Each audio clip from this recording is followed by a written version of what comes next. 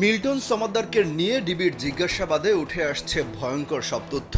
সংবাদ সম্মেলন করে মিল্টনের বিস্তারিত ফিরিস্তি তুলে ধরেছেন ডিবি প্রধান হারুনুর রশিদ। তিনি জানিয়েছেন, কোনো ধরনের জানাজা ছাড়াই রাতের আধারে দাফন করা হতো মরদেহ।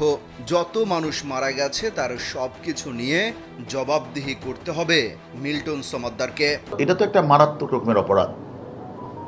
এখানে সে মানুষগুলি মারা গেলেন, সে মানুষগুলি জানাজা হলো না, রাতের অন্ধকারে কবর দেওয়া হলো, আত্মীয় স্বজনকে জানানো হলো না, মিথ্যাভাবে তারা ডেথ সার্টিফিকেট সে নিজেই সিল সাপ্পোর্ট দিয়ে বানালেন এবং বানিয়ে এগুলি রেকর্ডে রাখলেন না, তার আত্মীয় স্বজনকে জানালেন না।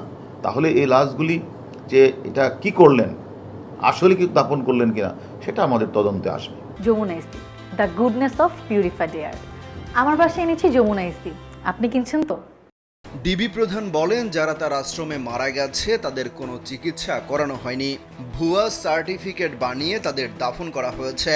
এমনকি তার আশ্রমে থাকা অসহায় মানুষদের হাত আঙ্গুল কেটে মিল্টন সমাদ্দার পৈশাচিক আনন্দ পেতেন বলেও জানান ডিবি প্রধান। সে হাতও কেটে ফেলতো, আঙ্গুল কেটে ফেলতো, ব্লেড দিয়ে সে কেটে ফেলতো, এই যে রক্ত বের হতো এবং সে শেখা এবং এই যে ব্লেড ছুরি দিয়ে কাটাছেঁড়া রোগীরা যে কষ্ট পেত, আর্তনাদ করত, এই মাদকাসক্ত মিল্টন পৈশাচিক আনন্দ উপভোগ করতেন।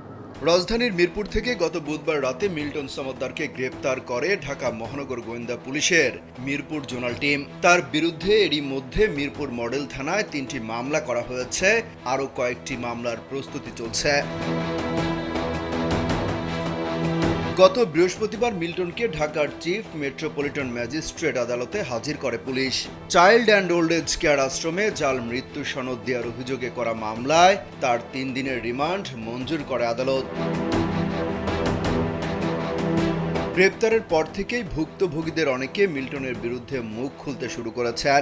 সামাজিক যোগাযোগ মাধ্যম ফেসবুকে 1,60,00,000-এর বেশি অনুসারী রয়েছে মিল্টন সমাদ্দারের।